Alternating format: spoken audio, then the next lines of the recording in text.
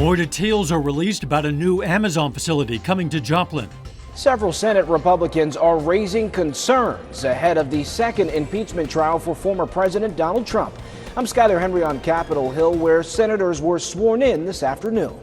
Concerns grow over new strains of the coronavirus.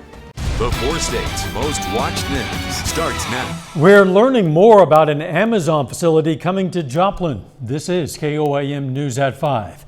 Amazon Logistics is currently hiring for a new flex roll delivery station in the Crossroads Industrial Park. The facility will bring 300 new jobs to the area, starting out at $15 an hour. Those positions are all part-time, but the Chamber of Commerce says there could be future full-time openings. These jobs will stay. These are consumer driven. This is last mile delivery. This is dependent on people in our community continuing to do e-commerce, which is highly likely. Teeter says altogether there's between 600 and 700 new jobs coming to the area, fueled by several different projects. We're going to hear more about those tonight at 6. The Southeast Kansas Multi-County Health Department is looking for volunteers to assist in administering COVID-19 vaccines. The department will be hosting vaccination clinics in Allen, Anderson, Bourbon, and Woodson counties. Volunteers must be over 18 years old, able to walk and stand for at least 2 hours, able to lift 20 pounds, able to wear a mask for 4 hours, and read and write English. Positions available include traffic control, registration clerk, and patient education. Application information can be found on the Southeast Kansas Multi-County Health Department Facebook page.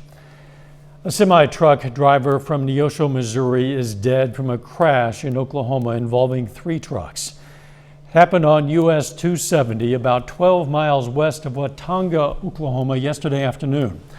The Highway Patrol says 29-year-old Sean Bush of Neosho, Missouri was driving a semi-truck that rear-ended another semi that had stopped at a railroad crossing. Bush's truck then crossed into the other lane and was hit by another oncoming semi.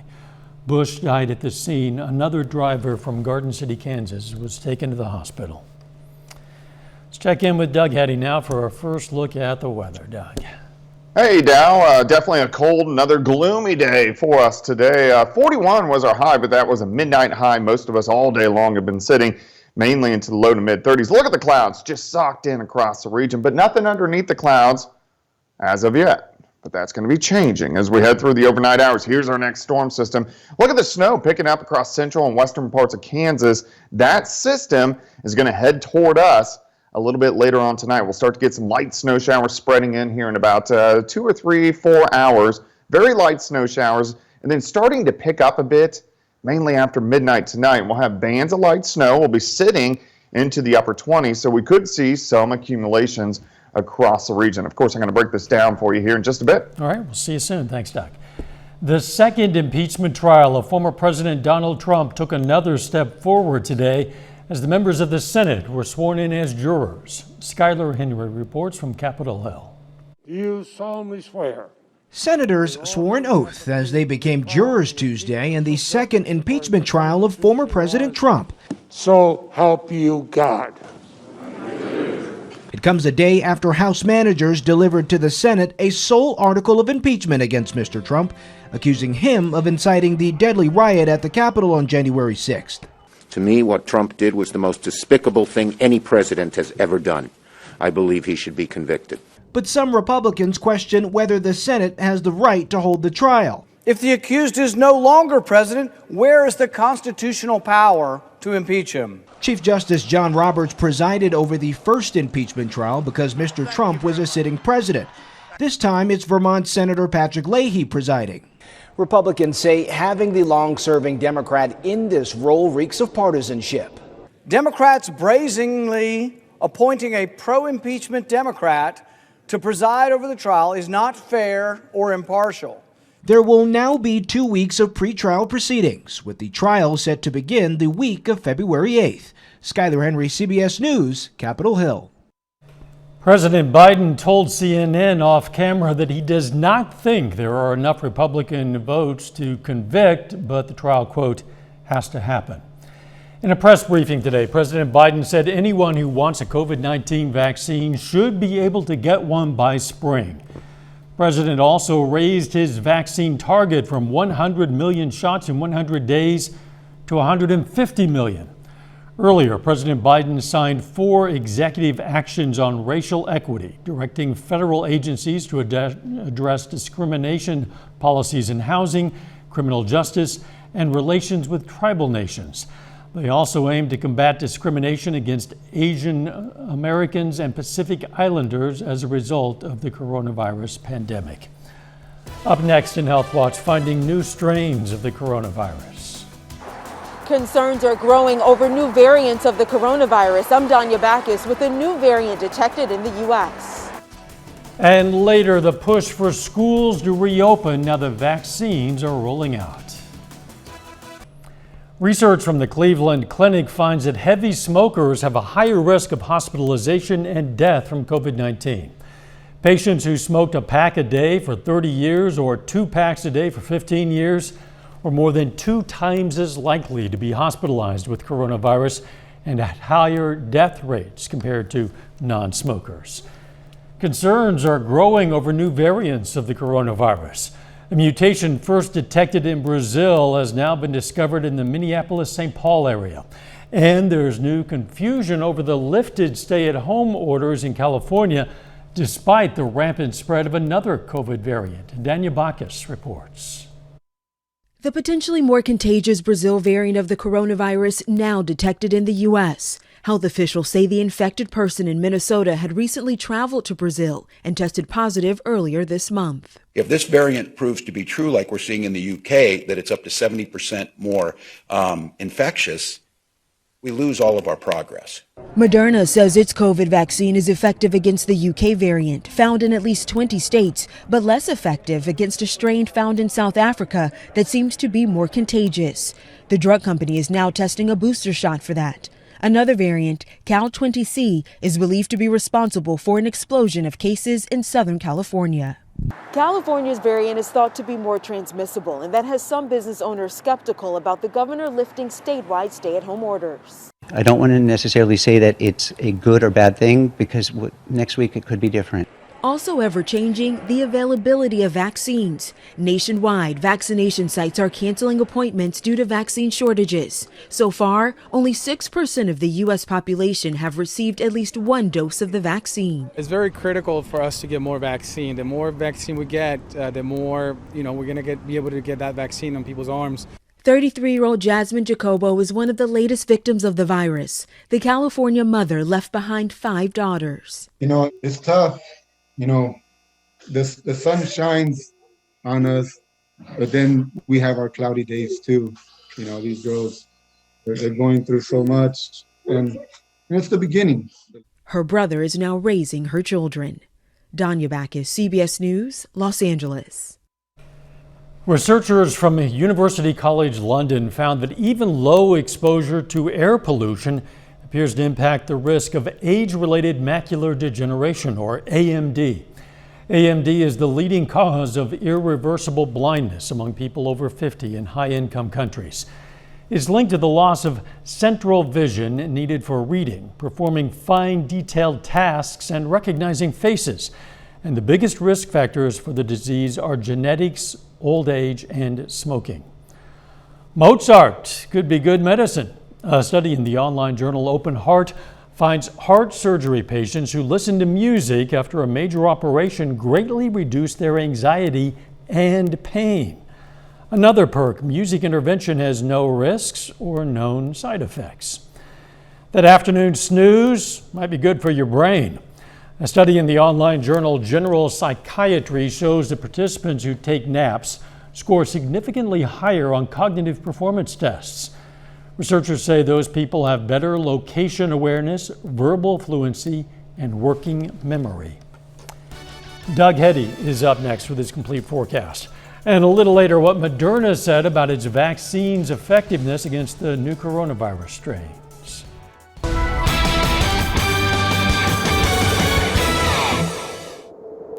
Well, of course, it turned out to be another gloomy day for us today. We haven't seen the sun in a couple days, and it was cold outside today. Most of us sat low to mid 30s most of the day. Now it's dropping back. You can see our northern counties into the upper 20s. And then once you get into our southern counties, about 32 to 34 degrees. Of course, it's going to stay cold as we go through the overnight hours for us tonight. Plus, a little bit windy. We have these north winds at about 5 to 10. That makes it feel a little bit colder than what it actually is. So we're going to drop back through the 30s into the 20s as we go through the overnight hours. Overnight lows into the upper 20s, but we are going to get some light snowfall, and of course it's going to be dark, and we sit into the upper 20s, so that means we are going to get some slick spots on the roads as we go through the overnight. So be careful if you are going to be out tonight, especially after midnight. As of now, we just have the clouds. They're not going anywhere. We're going to see these clouds sticking around over the next several hours. But here's our storm system. It's a strong system. It just doesn't have a lot of moisture to work with due to the system we had Sunday night into yesterday. Kind of robbed all the moisture, but it does have some moisture with it. You can see the snow picking up out across central and western Kansas just to the west of Wichita. This snow in western Kansas is going to rotate to our north. We're mainly watching this down through the panhandles of Oklahoma and Texas. That's the wave that is going to roll in for us a little bit later on tonight. All right, let's go through time. Here's 8 p.m. At this time, we could start getting some light flurries, some light snow showers, but this mainly lifts toward the north. We may have some dusting out of this little band, but again, most of this is going to lift north near Kansas City. Then you get this secondary band along the I-44 corridor. So here's 11 p.m. Starts to pick up late evening. Our temperatures mainly upper 20s to lower 30s. Let's go to 1, 2 o'clock in the morning, and you can actually see the light snow spreading through the region. There may even be a few pockets of moderate snow. So let's go through the overnight. Here's 4 a.m. Now we have light to moderate snow across most of the region. As we go into about 5 or 6 o'clock in the morning, most of the snow pushes into southwestern parts of Missouri, and then by about 8 o'clock in the morning, it's gone. But again, we are going to have some slick spots across the region.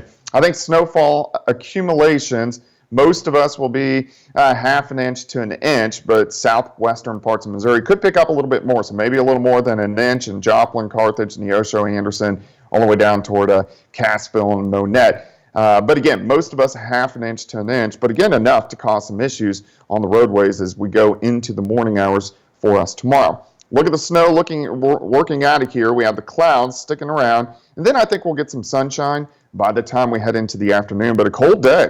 31 by noon, high temp of only 33 degrees. As we go into tomorrow night, it gets cold.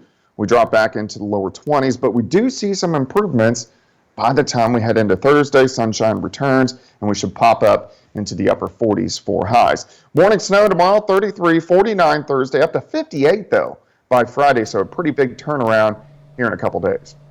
Turnaround will be nice and heading in the right direction. Yeah, absolutely. Thanks, Doug. Hey, a new study shows that warm ocean waters are accelerating the loss of Greenland's glaciers. NASA's Oceans Melting Greenland mission has produced measurements of the ice loss for the first time. The numbers published in Science Advances show Greenland's biggest and deepest glaciers melt fastest. They have more exposure to ocean waters that are warming due to climate change. The country's melting glaciers are one of the biggest contributors to sea level rise. Coming up, President Joe Biden's encouraging efforts to restart in-person learning. First, though, we honor a local World War II veteran.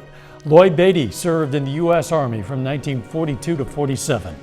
Pittsburgh native was stationed in France and Germany, and we salute First Lieutenant Lloyd Beatty, a four-state hero. Moderna says it believes that its coronavirus vaccine will protect against new variants of the virus discovered in Britain and South Africa. Moderna says there was no reduction in antibody response to the British variant. However, as you heard, it did find a reduced response to the South African pathogen and says it will test a new booster shot targeting that variant. Google Maps is using technology to help with the coronavirus vaccine rollout. The popular web mapping service will soon flag where COVID vaccinations are available.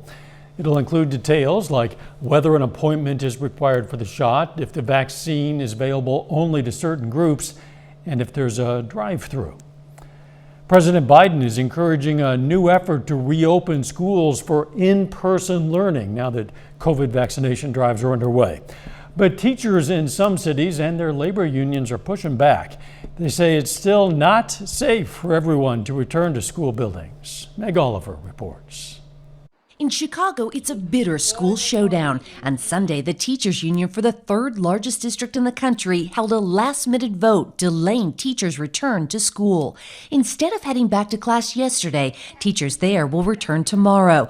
That has parents concerned their children will not return to the classroom next week as planned. How much should I prepare her for this if the, carpet's going to get pulled out from underneath her again? Katie Dempsey, a high school math teacher, has been teaching in person since August. Her husband is a first responder. Her son is also back to in-person learning, leaving her 6-year-old daughter Joey, a Chicago public school student, home to continue kindergarten online. She's experienced a great deal of separation anxiety from me. Across the country, some 70% of students are using some form of remote learning. Around 20% are learning completely online. This month, the American Academy of Pediatrics released a statement saying children absolutely need to return to in-school learning for their healthy development and well-being. Adding new information tells us that opening schools does not significantly increase community transmission of the virus. In Montclair, New Jersey, parents protested Monday after their return to an optional hybrid model was canceled over a lack of teachers. Their union saying it wasn't safe. Parents say their kids are paying the price. He can't get the lesson. He doesn't see his friends. So it's just not working. President Biden says he wants schools to reopen quickly, calling for billions of dollars in testing, ventilation, and staff. But yesterday, he appeared to back the teachers' unions, saying schools must be safe and secure before students can return. Meg Oliver, CBS News, Montclair, New Jersey. Southwest is now the latest airline to ban most emotional support animals. The only service animals that will be allowed on flights will be trained service dogs with documentation. Non-service animals will still be allowed on board, including cats, provided they're in a carrier and the passenger pays an extra fee. The new rules go into effect in March. Another round of bonuses for Target employees. The nation's #2 retailer says it'll shell out about $200 million to reward frontline employees.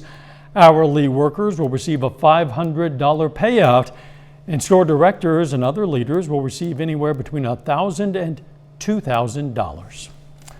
Final check of the forecast next.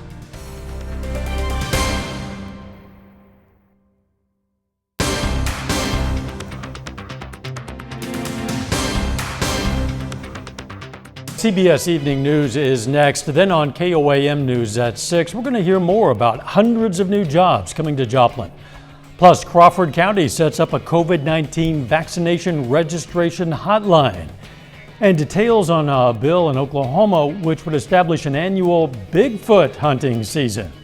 Yeah, stay with us. CBS Evening News and then KOAM News at 6.